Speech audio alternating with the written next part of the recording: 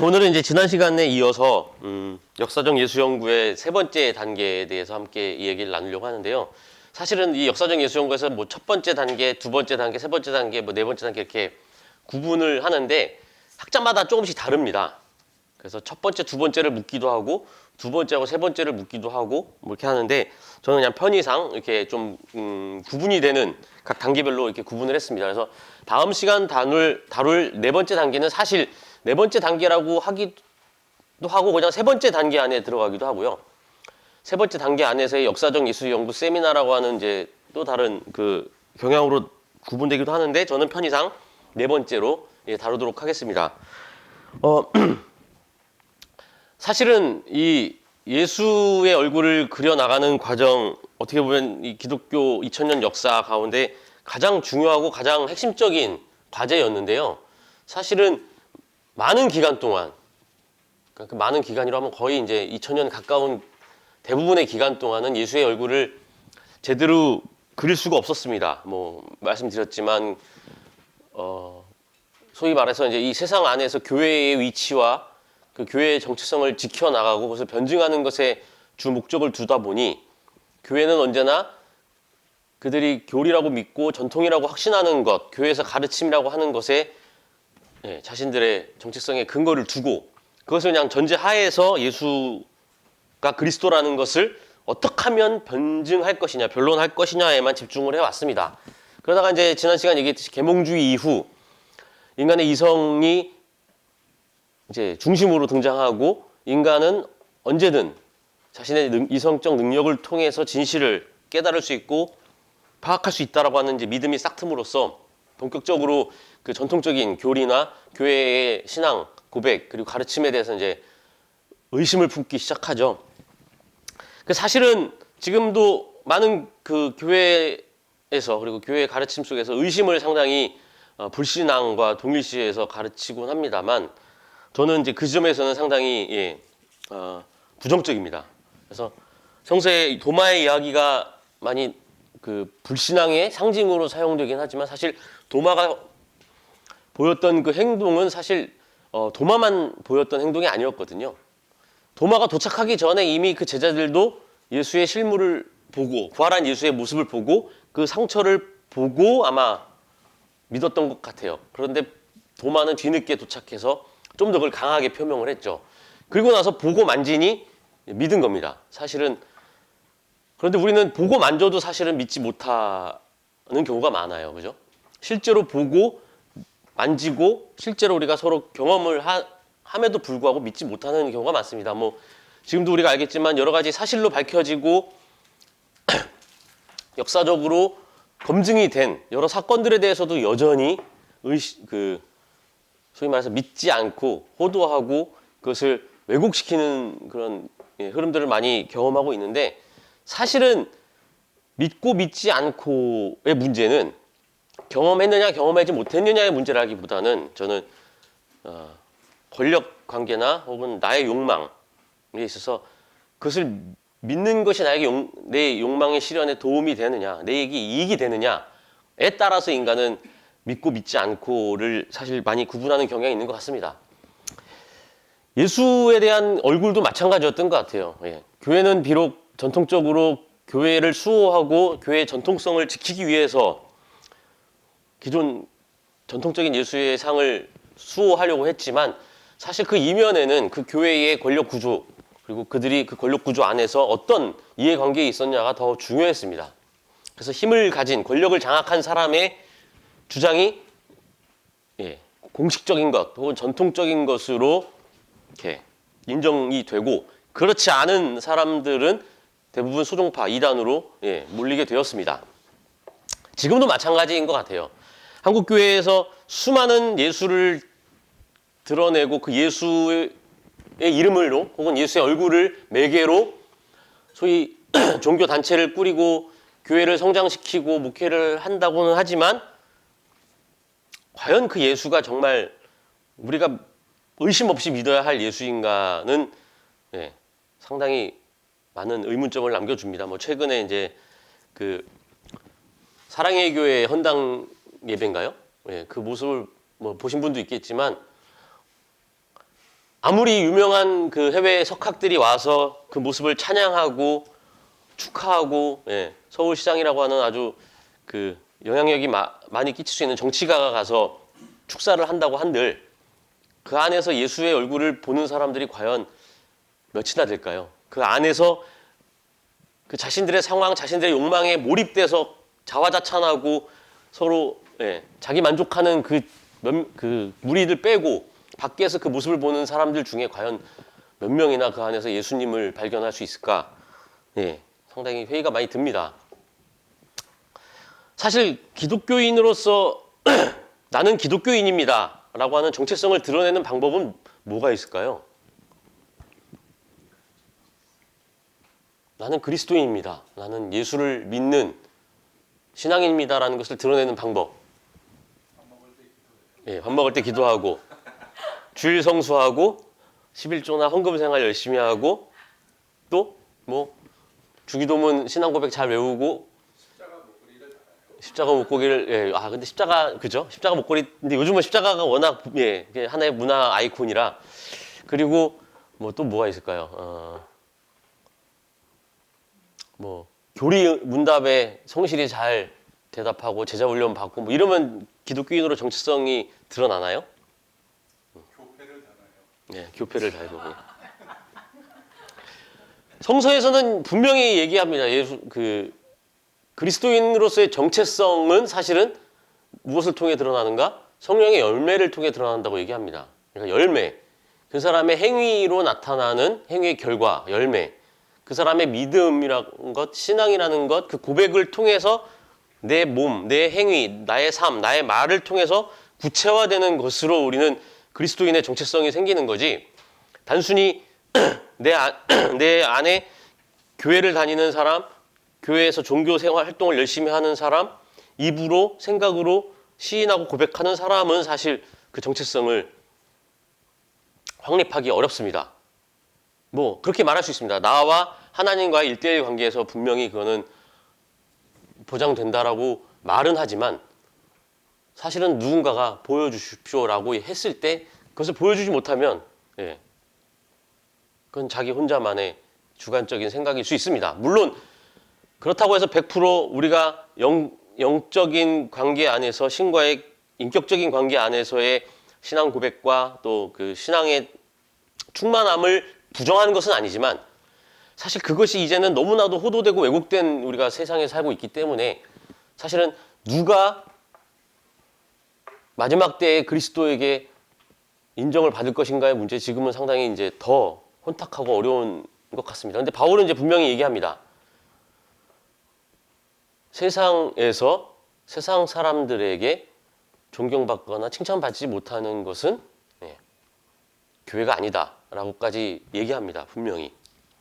그래서 바울이 행위에 관련해서, 율법과 관련해서 혹은 율법적인 그 규정과 관련해서 율법은 폐하고 믿음으로 의를 주장하긴 하지만 그도 한편으로는 행위를 중요시합니다. 어떤 식으로? 누군가에게 시험에 들게 하는 행위는 하지 말라는 거죠. 그 말은 단순히 교회에 다니는 사람들은 술, 담배를 하지 말아야 돼, 이런 문제가 아닙니다. 내가 하는 행위가 누군가에게 있어서 하나님의 존재를 의심하도록 만드는 것은, 네, 신앙과는 관계가 없다는 겁니다. 그것이 방언이든 기적이든 예언이든 간에 공동체 안에서 상호 간에 하나님의 존재를 의심하도록 만들고 공동체를 의심하도록 하고, 혹은 세상에 있는 교회 밖에 있는 사람들에게 교회라고 하는 이 공동체의 정체성을 의심하도록 하는 행동은 하지 말라는 거죠. 그리고 야고보서는 이제 분명하게 얘기합니다. 예, 우리의 믿음은 행위를 통해 드러난다. 그 말은 이제 바울은 성령의 열매라는 말로 또 표현하기도 합니다. 우리가 예수의 얼굴을 알아가는 것도 중요하지만 사실 예수의 얼굴로 사는 것도 되게 중요합니다. 사실 우리 한인 공동체의 고백이기도 하죠. 예수의 얼굴을 제대로 그려봅시다. 이게 안병무 선생님의 고별설교에서 나왔던, 예, 말이기도 한데요. 사실 우리가 지금 이제 다루고 있는 역사적 예수에 대한 이야기, 예수의 다양한 얼굴들을 살펴보는 것은 사실은 그 과정입니다. 그래서 왜 수많은 학자들이 그 예수의 얼굴을 찾기 위해서 이렇게 많은 노력을 했는가, 그리고 그들이 그러면 찾은 것은 무엇이고 그 찾는 과정에서 잃은 것은 무엇이며 그럼 우리에게 남겨진 과제는 또 무엇인가를 찾아 나가는 것이 바로 이번 강좌의 주제의 중요한 주제 중에 하나인데요. 오늘은 이제 세 번째 단계에 대해서 얘기하도록 하겠습니다. 그 지난 시간 이제 불트만이라고 하는 학자를 통해서 얘기를 했죠. 불트만은 역사적 예수와 케리그마의 그리스도를 딱 구분을 합니다. 그래서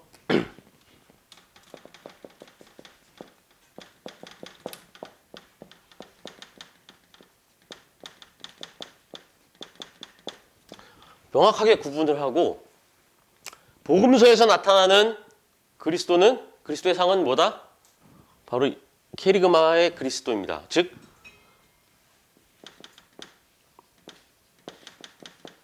교회의 선포를 통해 고백된 그리스도라는 거죠. 사실 불트만이 이런 얘기를 했던 것은 그가 갖고 있었던 실존주의적 영향이 분명히 강하게 드러납니다. 실존이라는 것은 그러니까 실존이라는 것은 어떻게 보면은 내가 되게 중요해요. 나에게 혹은 내 삶에 실질적으로 실존 가운데 정말 중요한 것, 관계되는 것. 그렇지 않은 것은 그렇게 큰 의미가 없습니다.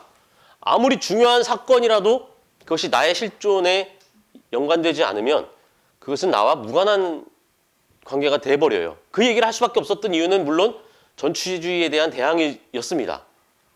많은 사람들이 당시 뭐 독일 같은 상황에서 그죠? 2차 세계대전 당시 나와 이것이 내 고백과 나의 결단과 내 실존과는 관계가 없지만 무언가 민족과 국가라고 하는 이름으로 그것을 요청받았을 때 내가 여기서 이것을 해야 하느냐 말아야 되느냐는 선택의 순간이 옵니다. 실존주의는 거기서 아주 단호하게 거부하라는 거죠, 사실은. 그런데 그것이 좀 지나면서 어떻게 되느냐? 나와 관계 없는 것들에 대해서는 무관심하도록 합니다. 그래서 사실 불트만은 히틀러의 독일 히틀러의 나치에 대해서 반대를 했습니다. 그러니까 사상적으로나 생각에 있어서는 반대를 했지만 실제 행위에 있어서는 무관심한 것처럼 드러났어요. 그러니까 그거에 대한 아무런 입장 표명을 하지 않습니다. 그러니까 침묵한 거죠. 왜?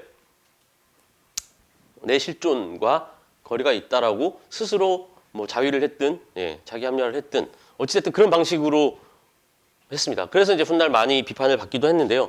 어쨌든 실존주의는 상당히 중요한 우리에게 시사점을 주지만 한편으로 소위 개인 그리고 인간의 탈역사성, 탈사회성, 타자와의 관계성을 살짝 좀 이렇게 한쪽으로 밀어내도록 만들기도 했습니다. 그런 관점에서 사실은 이 역사적 예수, 실제 역사적으로 존재했던 예수가 어떤 존재였냐는 보다는 그를 만났고 그 만남을 통해서 무언가 그를 통해서 결단하고 깨달은 바 된 초대교회 공동체가 선포한 그 그리스도가 지금 2000년 뒤에 우리에게 중요하고 우리의 신앙에 있어서 그러니까 본질적인 그리스도의 모습이다라고 이제 선언을 한 거죠.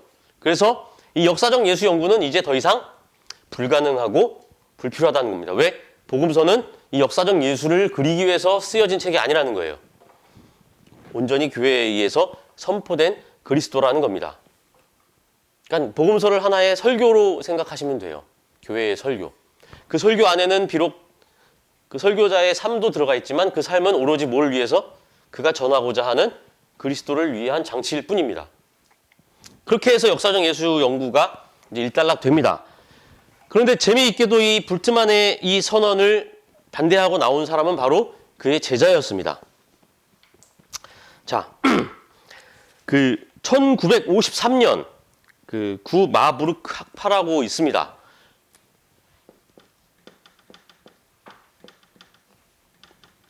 그러니까 마부르크라고 하는 도시, 그러니까 대학이에요. 마부르크 대학.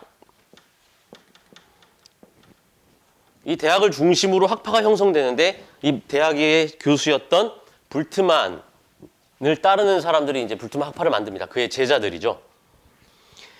자, 이 불트만 학파 학회 모임에서 이제 자기 스승 앞에서 케제만이라고 하는 에른스트 케제만이라고 하는 그의 제자이고 신약 성서 학자인 그가 자신의 스승의 주장에 대해서 반기를 본격적으로 들기 시작합니다. 그는 여기서 불트만의 신학적 기여에 대해서 높이 평가합니다. 즉, 이 케리그마의 그리스도를 발견하도록 한 것. 하지만 그가 섣불리 역사적 예수 연구의 불가능성, 불필요성을 선언하는 것에 대해서는 이제 회의적으로 그리고 반대하는 입장을 분명하게 제시합니다. 그래서 그는 그동안의 연구를 통해서 역사적 예수에 대해 어느 정도 알 수 있으며, 즉 불트만이 이 케리그마 그리스도라는 것을 통해서 단절시켰던 이 역사적 예수, 이 케리그마 그리스도를 찾아가는 과정에서 등장했던, 하지만 그는 결국 알 수 없는 존재로 돼버렸던 그 역사적 예수에 대한 여러 묘사와 서술들을 통해서 우리는 이미 어느 정도 역사적 예수라고 하는 한 인물에 대해서 알 수 있다는 겁니다. 그리고 지금까지 신화적이고 지나치게 교리적인 그 신적인 그리스도상을 타파하기 위해서 혹은 극복하기 위해서라도 다시 역사적 예수 연구를 해야 한다는 것입니다. 사실은 이 케리그마라고 하는 것이 상당히 위험합니다. 한편으로는 주관적이기 때문에 그래요. 물론 역사라고 하는 것도 100% 객관적이진 않지만 교회라고 하는 것이 케리그마라는 이름으로 얼마든지 다시 예수를 잘못된 가면으로 더 씌울 수 있습니다.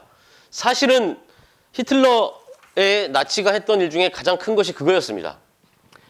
그가 독일 교회를 압박함으로써 독일 교회는 자진해서 자신들의 그 국가사회주의, 그 게르만 민족의 우월성에 걸맞는 그리스도의 상을 만들어내요. 그리고 그것을 가장 대변하고 혹은 그것을 우리 민족을 통해서 실현할 인물로 히틀러를 제시를 했습니다. 그리고 실제로 그들이 유대인을 학살할 수 있게 했던 가장 사상적인 힘은 예수를 처형한 유대인에 대한 규정이었어요. 그거는 한편으로는 경제 정치적인 의도가 있었지만 그것을 신학적으로 기독교에서, 교회에서 포장해서 사람들을 현혹시켰던 것입니다. 그래서 당시 우리가 알다시피 기독교 국가였던 독일은 그 교회의 선포에 따라서 아무런 죄책감 없이 유대인들을 학살하기도 했습니다. 우리 민족도 많이 경험했죠. 일본도 사실은 일본 천황제도나 이런 것들이 사실은 일왕 제도가 사실은 상당히 종교적인 색깔로 더 튀어져서 국민들을 호도하고 그것에 동참하도록 이끕니다.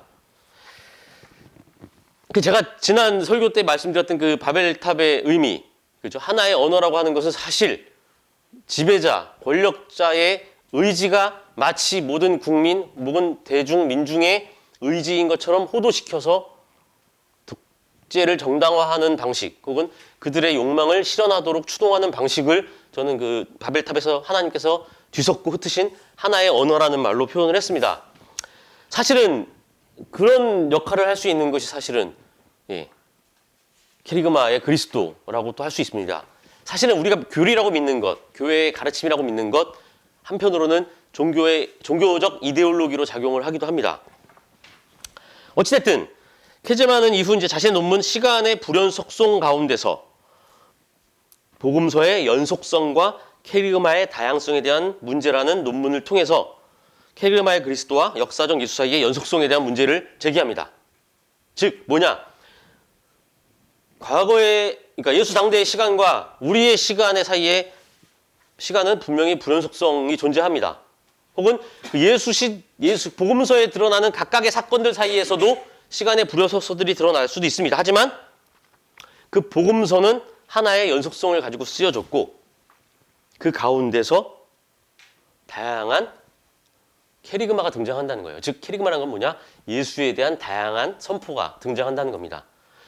불트만은 이 케리그마의 그리스도라는 걸로 그리스도의 상을 하나로 딱 던지듯 케리그마 그리스도라는 말로 던졌지만 그 케리그마 안에 다양한 예수의 상이 존재한다는 거죠.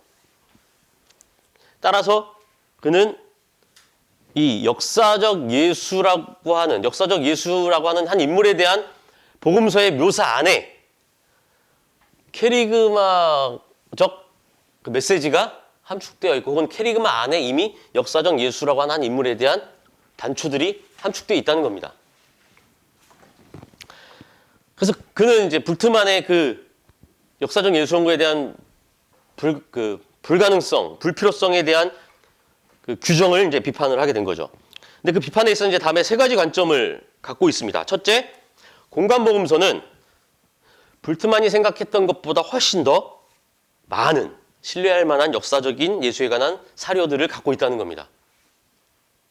그러니까 복음서는 다양한 구전 전승들이나 다양한 전승들이 모아져서 복음서가 형성이 됐는데 불트만은 그 안에서 거의 대부분을 다 비역사적인 것으로 삭제를 해버렸어요. 혹은 역사적인 것도 그렇게 그러니까 역사적 예술을 아는 것에 큰 영향을 미치지 못한다고 했지만 그의 제자인 키제만은 아니라고 하는 거죠. 그 안에 이미 우리가 역사적 예술을 알 수 있을 만큼의 많은 단초들을 발견할 수 있다는 겁니다. 그리고 둘째, 가장 오래된 예수의 순환과 그러니까 예수의 순환에 대한 이야기, 부활에 대한 이야기가 이제 가장 원초적이라는 것이죠. 그에 대한 전승들이 그는 역사적으로 신뢰할 만한 것이다라는 것이죠. 그래서 다시 말해 캐리그만은 역사적 예수에 관한 사실들이 그 사실들에 대한 전승을 포함하고 있다는 겁니다. 그래서 캐리그마 안에 그 캐리그마가 형성되기까지의 무엇이 역사적 예수에 대한 경험, 서술, 묘사들이 역할을 했다는 거죠. 그냥 하늘에서 뚝 떨어진 캐리그마가 아니라는 겁니다. 설교가 아니라는 거죠. 우리가 설교라고 하는 것은 뭐 캐리그마라고 하는 것, 선포라고 하는 것 할 때 어디선가 나의 의견을 선언하고 내가 경험한 것을 얘기할 때 나의 경험이 그리고 나의 사고가 내가 역사적으로 하는 경험이나 생각들이 그 안에 제외되지 않습니다. 그죠? 어떤 것이든 우리가 하는 말이나 생각이나 행위에는 내가 경험한 역사적인 것들이 포함되어 있어요. 그 단절을 100% 확신해서는 안 된다는 겁니다. 그래서 마치 그 사실들이 캐리그마 전통을 동시에 전하고 있다는 사실로 표현을 합니다. 그러니까 그 역사적 사실들이 사실은 그 캐리그마 전통을 또한 드러내주고 있다는 거예요. 우리가 캐리그마라고 하는 것을 캐리그마적 그리스도라고 하는 것이 단순히 비역사적인 산물이 아니라 역사적으로 그 경험한 것들의 총합 혹은 그 제로일 수 있다는 거죠. 자, 그래서 우리는 역사적인 예수를 역으로 캐리그마 그리스도를 통해서도 어느 정도 알 수 있다는 겁니다. 셋째, 따라서 세속사와 나란히 평행선을 그으면서도 그 안에 함축해 있으며 동시에 그것과 구별되는 구속사 신앙을 갖게 된다는 겁니다. 그래서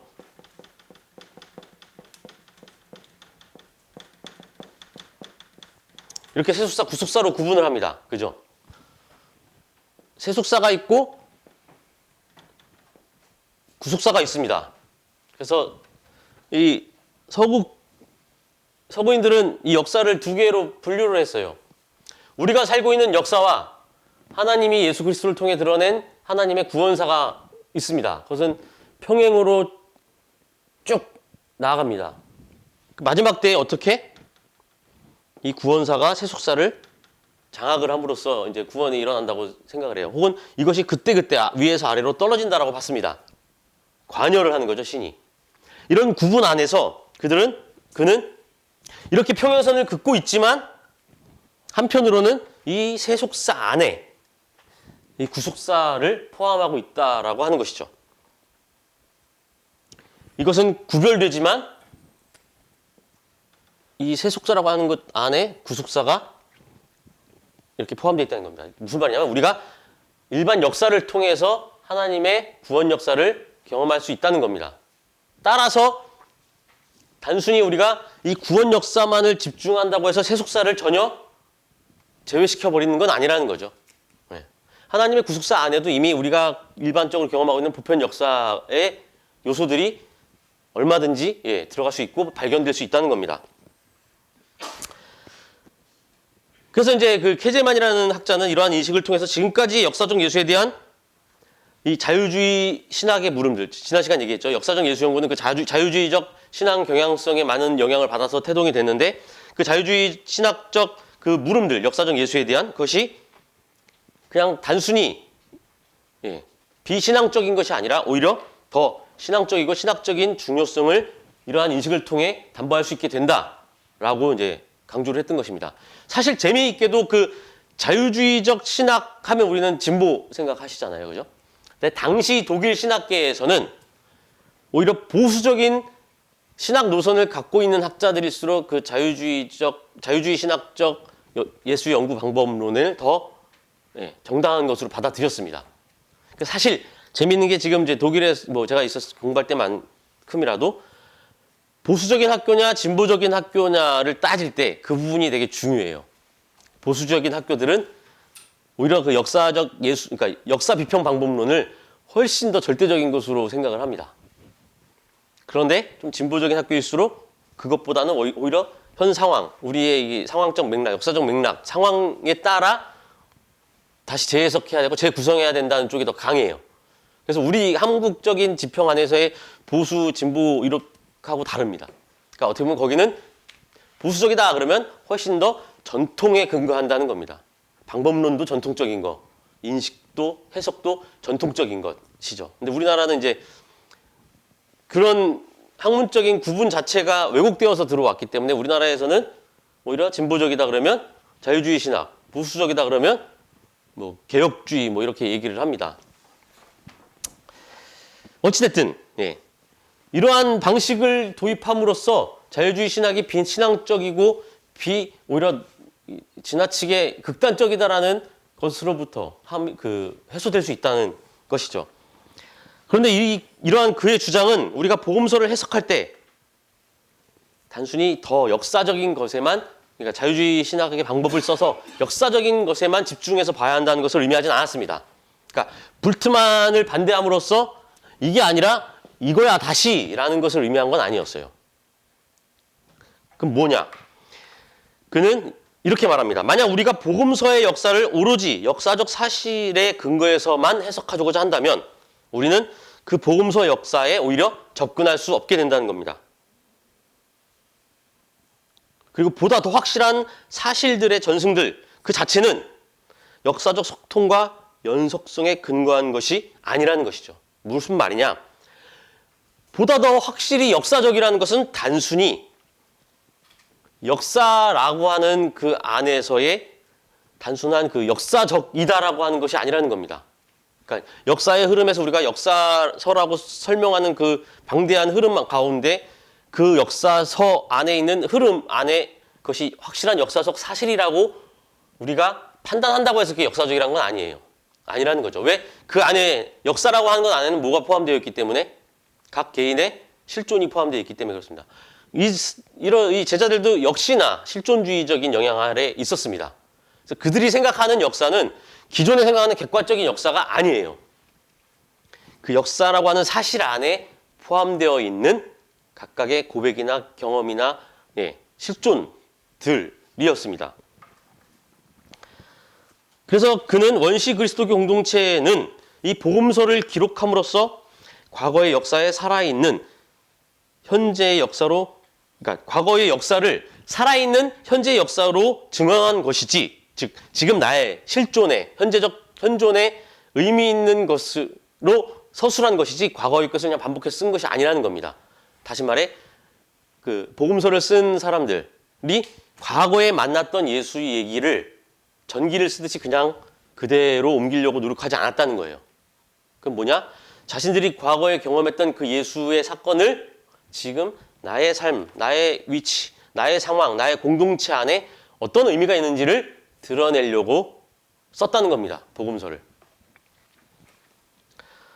그래서 현재적인 그리스도를 설명하려고 하는 것이지 결코 그 예수에 대한 자신들의 선포가 자신들의 그리스도상에 맞추어진다라고 끼워 맞추거나 혹은 다른 것으로 자신들이 경험한 그 역사적인 그리스도와 자신들이 고백하는 그리스도를 바꾼다든가 대체하는 형식으로 복음서를 쓰지 않았다는 겁니다. 그러니까 그 말은 뭐냐? 내가 실제로 경험한 그 인물과 그 인물을 경험함으로써 얻은 해석들 있잖아요. 의미들. 그 의미가 하나로 통합된 거지 그 어느 것 하나에 무게중심을 두거나 하나를 대체하지 않았다는 겁니다.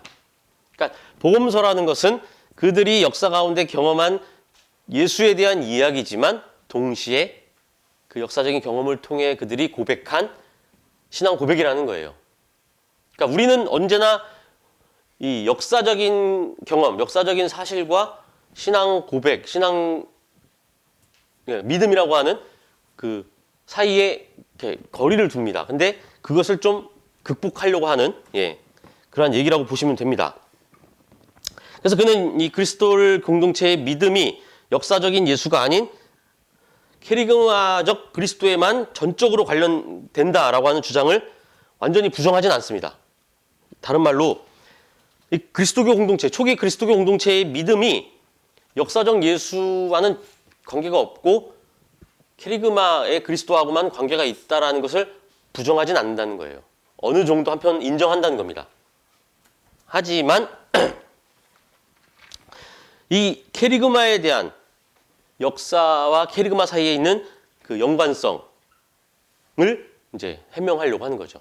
그것이 역사와 그 신앙의 고백이라고 하는 것이 과연 분리되어 있는 것이냐. 역사적인 경험과 우리의 신앙 고백은 분리되어 있지 않고 연속성이 있고 서로 연관되어 있다는 것을 밝힘으로써 역사적 예수를 알 수 있다라는 전제를 말하고 있는 겁니다. 만약에 당시 그 원시 그리스도교 공동체가 그 두 가지 상반되는 그리스도상, 하나는 인간 예수, 하나는 신적인 그리스도, 하나는 위로부터 온 그리스도, 하나는 아래로부터의 그리스도, 하나는 유기된 말씀, 하나는 부활해서 승천한 그리스도. 이 두 이렇게 흐르는 마치 세속사와 구속사처럼 흐르는 이 두 가지의 상반된 그리스도상을 함께 일치시켜서 동일시하려고 하면, 완전히 동일시한다고 하면 그것을 그들이 그 자신들의 역사적인 언어로 혹은 그 복음서에서 드러내는 방식의 그러한 개념들로 그것을 제대로 표현할 수 없다라고 하는 전제가 들어갑니다. 그리고 뿐만 아니라 그들은 예수 역사를 신화로 대체하려고 하는 것이 아니라 자신들의 아까도 얘기했지만 이 역사적인 경험을 의미화하는 것에 중점을 두고 있었다는 거죠. 따라서 역사적 예수는 그 그리스도교 공동체의 믿음의 본질적인 요소라는 겁니다. 그러니까 단순히 자신들이 꿈꾸고 표상하고 관념화하는 것을 역사적 예수 위에 덮어 씌우려고 하는 것도 아니고 대체하려고 하는 거 아니고 오히려 그들이 경험한 것이 그들이 고백하는 그리스도로 승화되었다라는 방식으로 생각하시고 이해하시면 될 것 같습니다. 그렇기 때문에 역사적 예수는 이 캐리그마 그리스도를 알매 있어서 불필요한 것이 아니라 오히려 본질적이고 구성적이라는 겁니다. 이거 없이 이거는 불가능하다는 것이죠. 왜냐하면 그에 따르면 신적인 그리스도와 인간 예수는 사실 동일한 존재이기 때문이라는 겁니다. 그것을 누가 경험했고 어떤 방식으로 서술했으며 그들이 각각 경험한 역사적 예수와 실제 그들이 고백한 다양한 캐리그마 사이에는 관련이 있기 때문입니다. 그렇기 때문에 그들이 상반되다고 생각하는 그 두 가지의 그리스도상은 사실은 하나로 일치될 수 있다. 하지만 그것을 어떤 교리적인 개념, 언어, 조직신학적인 방식으로 풀어낼 수는 없었다는 거죠. 그들이. 따라서 상당히 역사적인 서술 방식으로 혹은 하나의 정기적인 사건의 흐름, 시간의 흐름에 따라 서술하는 방식으로, 이야기의 방식으로, 내러티브의 방식으로 서술할 수밖에 없었던 겁니다. 그래서 그는 역사적 예수에 대한 그 연구가 그 그리스도교 공동체의 인간 예수와 캐리그마 그리스도에 대한 믿음 사이의 연속성과 통일성을 갖게 해주고 또 증명해주는 연구 방법이다라고 주장을 했습니다. 이제 이 케제만이 이런 주장을 했고요. 이제 이와 비슷하게 이제 에른스트 푹스라고 하는 학자는 그 예수의 선포, 이 선포된 예수의 실제적인 상황을 뭐라고 보았느냐? 예수의 행위로 봤습니다. 그 다른 말로 예수의 실제적 행위, 그 복음서에서 묘사되는 예수의 행동을 통해서 이 캐리그마 그리스도를 알 수 있다는 겁니다. 그래서 그는 이 예수가 죄인들과 가진 식탁 교제에 집중을 합니다. 주목을 해요. 그 식탁, 그러니까 예수가 죄인들과 함께 먹고 마시는 그 행위를 통해서 그가 어떤 존재인지를 규명하려고 합니다. 그래서 그 식탁의 교제는 예수에게 있어서 상당히 종말론적인 것이었다라는 거죠. 이 종말론적이라는 것은 말 그대로 마지막 때에 그것 하나님의 뜻을 미리 끌어와 지금 실행한다는 겁니다.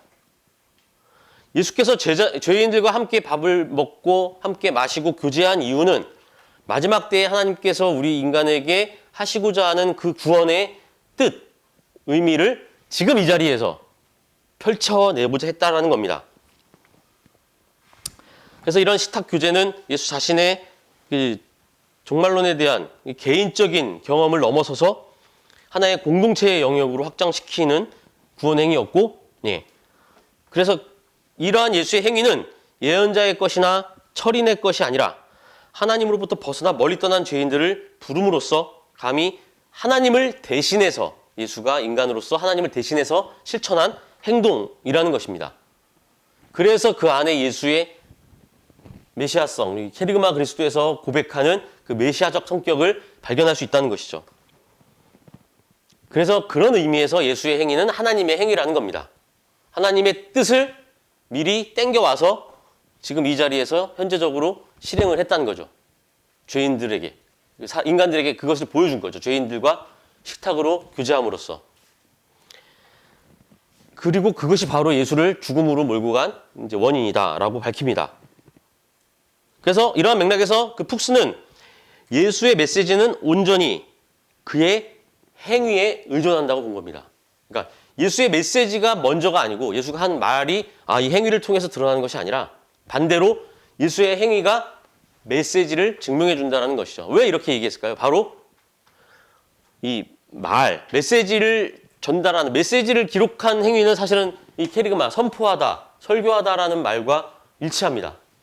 그런데 복음서에서 서술된 내러티브 중에 예수의 행동에 대한 구체적인 서술은 이것보다 훨씬 더 좀 역사적으로 볼 수 있다라고 하는 관점이 깔려 있는 겁니다.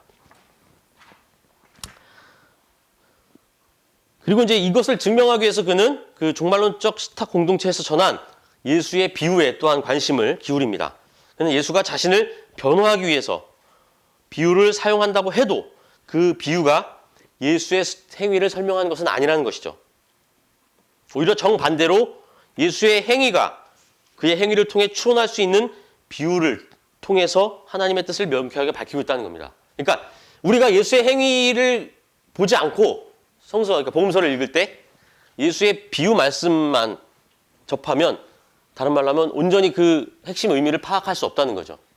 그럼 예수의 그 비유에 깃들어 있는 메시지를 파악하려면 어떻게 해야 되느냐? 먼저 예수의 행위를 봐야 한다는 겁니다. 예수가 어떤 행위와의 맥락 속에서 이 비유를 말했느냐를 알아야 이 비유의 참 의미를 알 수 있다는 거죠. 그렇기 때문에 역사적인 예수의 행위에 더 집중을 해야 한다는 겁니다. 그래서 그런 의미에서 예수의 입에서 나오는 비유들은 예수 자신에 대한 증거이며 동시에 우선적으로 예수 자신과 우리의 관계에 적용이 된다는 것입니다. 그러니까 예수의 행위에 대한 역사적인 인식이 없으면 우리의 실존과 예수의 실존은 만날 수 없다는 겁니다. 동떨어진 얘기가 된다는 거예요. 그 행위에 대한 이해, 역사적인 예수의 행위에 대한 바른 이해가 전제돼야 그의 메시지가 나에게 의미가 있는 것이다 라는 겁니다. 그래서 이를 통해 이제 그는 예수의 비유에 접근하는 그 태도, 예수의 비유를 어떻게 파악하고 해석하고 이해할 것인가에 대한 그 접근 방식이 예수의 모든 가르침에 접근하는 방법론이 된다고 합니다. 그것을 알아야, 그래서 그 행위로부터 출발해서 비유를 통해 그 비유의 의미를 깨닫는 그 방법이 바로 예수의 가르침을 우리가 확인할 수 있는 올바른 방법론이다라는 것이죠. 그러니까 역사적 방법이 선행되어야 한다는 겁니다. 자, 그래서 우리가 이것은 이제 그 행위죠. 그 행위를 바로 보기만 한다면 확실히 예수의 말씀은 역사적인 그의 행위를 반영한다는 겁니다. 그 비유 안에 나타나는 예수 행위와의 관계에서 우리는 그 행위가 또한 예수의 말씀 전체, 이 캐리그마와 연결이 된다, 연속성을 갖는다라는 것입니다. 그래서 이제 결국 그는 예수의 메시지와 그 행위, 복음서에 나타나는 메시지와 행위에 함축된 그 종말론적인 예수의 스스로 자기 이해. 그러니까 여기서 얘기하는 건 뭐냐? 예수는 그 마지막 때의 하나님의 뜻을 지금 실현하기 위해서 왔다라고 하는 자기 이해. 그 종말론, 하나님 나라를 선포하러 왔다라고 하는 자기 이해가 바로 원시 그리스도 공동체의 그 캐리그마 안에서 분명히 드러난다는 거죠. 그리고 그것은 우리는 뭘 통해서 예수의 역사적 행위와 그 행위를 통해 드러나는 비유의 의미를 통해 알 수 있다는 겁니다. 그래서 이렇게 케제만과 푹스의 역사적 예수에 대한 새로운 연구를 위한 노력은 이제 또 귄터 보름캄에 의해서 좀 더 구체화됩니다. 어떤 식으로 구체화되느냐? 이 귄터 보름캄은 이제 나사렛 예수라고 하는 그 자신의 논문에서 예수의 메시지와 행위 그리고 캐리그마 이 셋 사이의 연속성에 대한 관심을 이제 예수의 전기를 서술하는 방식으로 구체화합니다. 그래서 보름캄은 불트만이 그랬듯이 예수의 말씀에만 집중하지 않고 오히려 예수의 생애에서 나타나는 사건들과의 연관성 안에서 그 말씀을 파악하려고 했습니다. 그래서 그는 특히 예수에 대하여 사용 가능한 그 복음서에 나타나는 전기적인 정보들, 그죠? 우리가 흔히 한 사람의 전기를 읽을 때 나타나는 이건 전기적인 요소야라고 하는 정보들을 끄집어내어서 그것을 가지고 예수가 어떤 인물인지를 그리려고 한 것이죠. 그러니까 이게 이제 그 다음 시간에 다룰 역사적 연구 세미나에서 하는 방법의 일면을 보여줍니다. 복음서 안에 다양한 이야기 있고 메시지가 있고 예수 행위가 있는데 그 중에서 어느 것이 역사적이냐를 나름의 기준으로 끄집어내어서 그것을 바탕으로 예수의 모습을 그리려고 한다는 겁니다. 그 기준은 역사적이라는 거죠. 그래서 그의 인간적인 모습에 대한 묘사를 통해서 캐리그마의 성격을 규명하려고 하는 것입니다. 이건 또 약간 불트만의 방식과 비슷합니다. 불트만도 마찬가지로 비신화화라고 하는 방식을 통해서 신화적이고 초자연적인 현상들을 다 현대인이 이성을 중시하는 현대인이 이해하고 해석할 수 있는 방향으로 다 바꿉니다. 그걸 이제 비신화라고 해요. 혹은 탈신화화. 그래서 그것을 가지고 다시 예수를 재구성해서 그것을 가지고 캐리그마의 그리스도를 찾으려고 했던 것과 비슷합니다.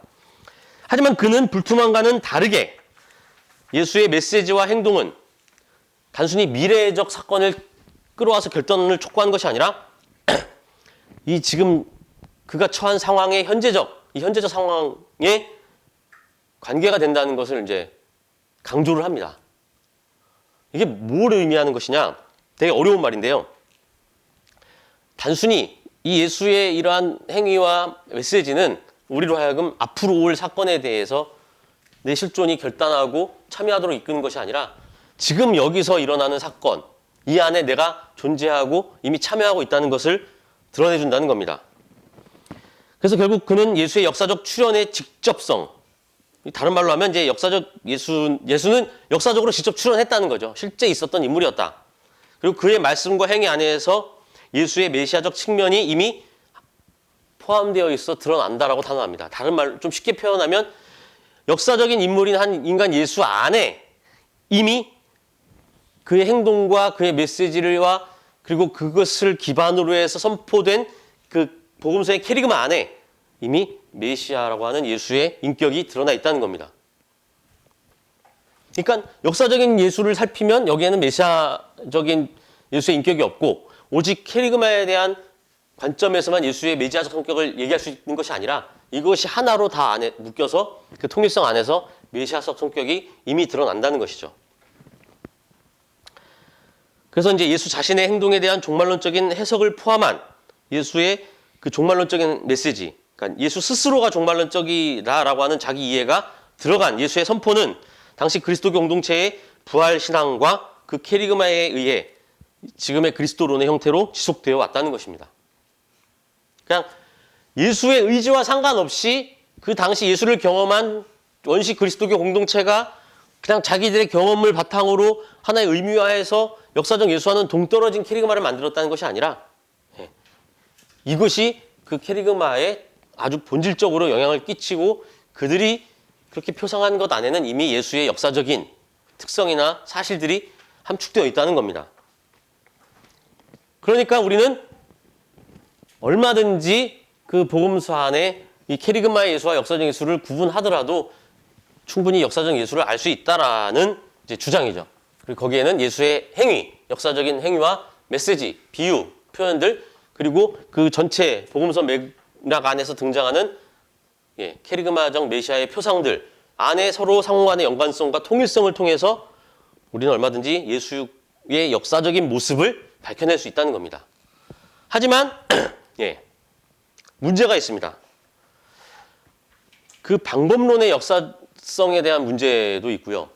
그 사상적 틀에 대한 문제도 있습니다. 제가 이제 마지막으로 이제 종합하면서 그 얘기를 드릴 텐데요. 이제 지금까지 살펴봤듯이 불트만 이후 폐기 혹은 중지되었던 역사적 예수에 대한 연구가 그의 제자들에 의해서 새로운 이제 국면을 맞게 됩니다. 다시 시작하게 되죠.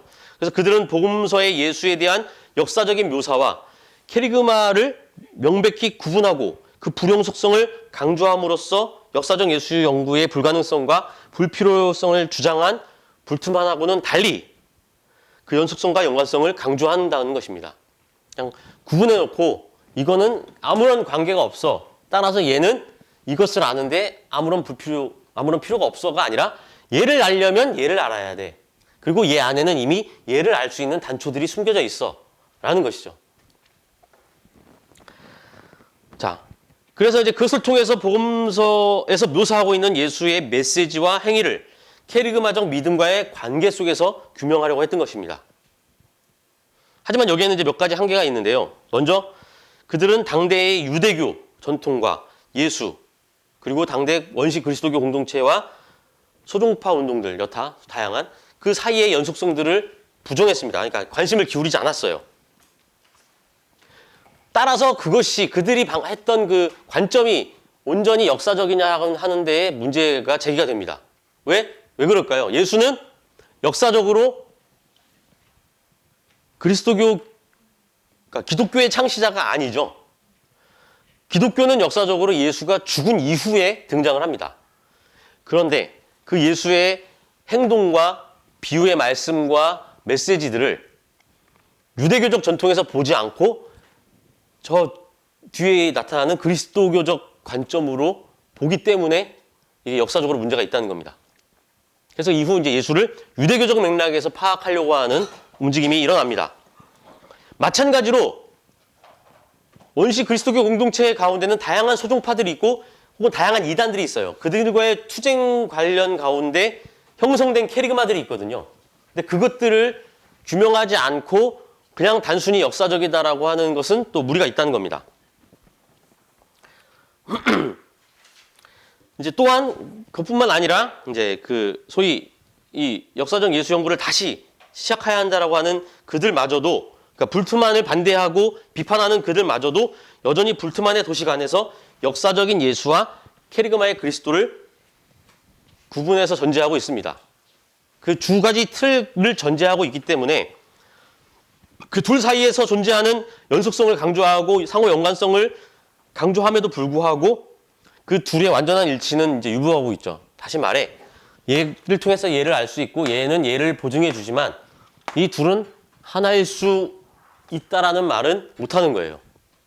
결국은 두 개의 그리스도상이 구분됩니다. 그럼 우리는 진짜 예수 그리스도를 어떻게 발견할까?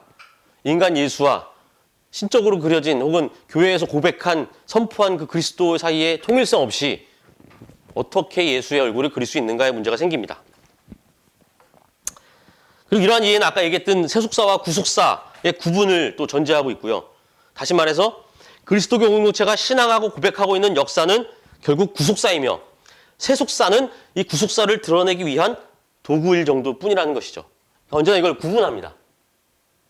보편사라고 하는 것은 이 구원사, 하나님의 구원 역사를 드러내기 위한 혹은 이 구원사가 펼쳐지기 위한 하나의 반이죠. 정반합에서의 반이라고 보시면 됩니다.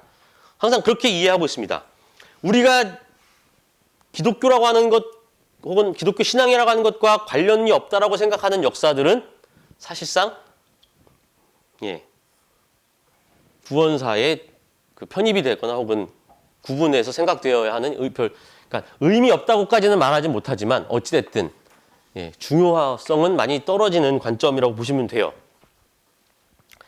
그렇기 때문에 이제 이러한 것이 인간 예수와 신적 그리스도 사이의 구분을 본질적인 것으로 보고 인간 예수의 메시지와 행위가 결국 케리그마의 그리스도를 함축하고 있다는 결론에 다다르게 됩니다. 그러니까 결국은 그 둘은 만날 수가 없어요. 그 둘이 만날 수 없는데 역사적 예수라는 것이 과연 무슨 의미가 있을까? 라는 겁니다.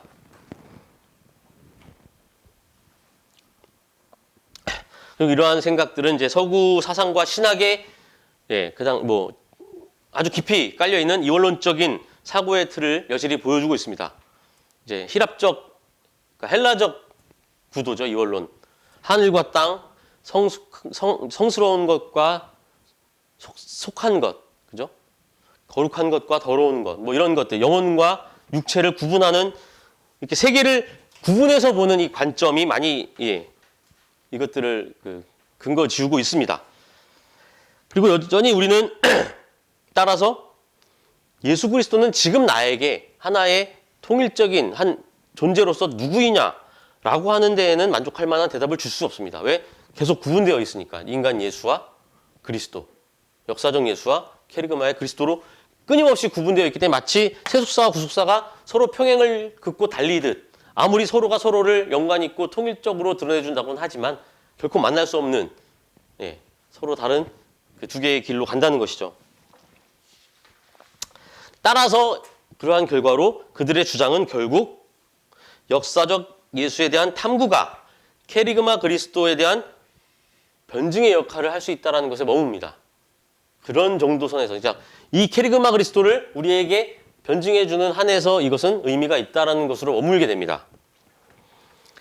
그래서 그럼으로써 이제 그 복음서에서 묘사하고 있는 인간 예수 혹은 역사적 인물인 예수는 과연 누구인가에 대한 질문은 확실한 대답을 줄 수 없게 됩니다. 그러면 우리는 인간이기 때문에, 그죠? 역사에서 살고 있기 때문에 우리 역사 안에서 그 예수는 그러면 어떤 의미일까에 대한 지금 내가 만나는, 내가 현존하는 이 삶의 현장에서, 이 자리에서 내가 진짜 고백해야 되는 예수는 누구인가라는 것에 100% 이제 만족할 만한 대답은 못 주죠. 이것 때문에 이제 다시 또 회의가 듭니다. 그럼 결국 너희들의 주장은 이거 얘기하자는 거 아니냐. 그래서 이제 70년대 후반 영미권을 중심으로 예수에 대한 역사적 서술 방법론적 그 문제에 다시 집중하게 됩니다. 즉 복음서가 쓰여진 방법이 정말 역사적인가? 그것을 역사적이냐 아니냐로 구분해서 역사적인 것을 끄집어내면 우리는 진짜 예수의 얼굴을 찾을 수 있지 않을까라는 이제 움직임이 다시 시작됩니다. 그것을 이제 역사적 연구 세미나라고 부릅니다. 그래서 이는 이제 케리그마에 대한 전제 없이, 그러니까 이 전제를 지워버리고 오직 복음서에 나와 있는 서술된 그것을 가지고 그것의 역사성을 따지고 물어서 그 안에서 한번 역사적 예수의 얼굴을 진짜 찾아보자라는 겁니다. 그래서 그 역사적인 예수 안에서 드러나는 그 예수의 상이 그동안 교회나 교리나 이 케리그마적 그리스도를 통해서 어떻게 변절이 됐고 왜곡이 됐는지를 한번 까발려 보자. 그래서 진짜 예수의 모습을, 그 삶을 재구성해 보자라는 것이 바로 이제 다음에 나타나는 역사적 예수 연구 세미나입니다. 그래서 이제 그런 서구의 노력들이 이제 서구 신학계의 노력들이 지속되고요. 지금까지는 이제 그것이 그 역사적 예수 연구 세미나가 이제 실패를 하고 그 이후에 이제 새 연구라고 하는 것이 또 등장을 합니다. 결국 역사적 예수 연구는 복음서를 통해서 찾을 수가 없으니 복음서보다 훨씬 더 먼저 좀 더 먼저 쓰여지고 훨씬 더 초기 기독교 공동체 메시지에 가까운 바울을 한번 연구해보자 라는 쪽으로 선회를 합니다. 근데 이제 그건 이제 다음 시간에 다룰 거고요. 그리고 나서 그 다음 시간에 제가 다룰 것은 그것들이 정말 다 정말 합당하고 정당한 방법이냐, 우리가 예수를 알아가는데, 예수를 경험하는데, 현존하는 그리스도를 만나는데 그것이 과연 어느 정도 도움이 되고 어떤 의미가 있느냐를 살펴보려고 하고요. 그 시간에는 그 역사적 연구를 위해서 노력을 하다가 민중을 만나서 민중 예수를 이야기하게 된 이제 민중 신학자들의 이야기를 중심으로 우리가 지금 이 현장, 이 땅에서 만나는 예수는 누구인가? 우리는 그리스도를 어떻게 고백해야 하는가? 단순히 그냥 민중신학만 얘기하는 건 아니고요. 그러한 방식으로 한번 그 얘기를 나눠보려고 합니다. 예. 그래서 오늘 준비한 것은 여기서 마치도록 하겠습니다. 예, 감사합니다.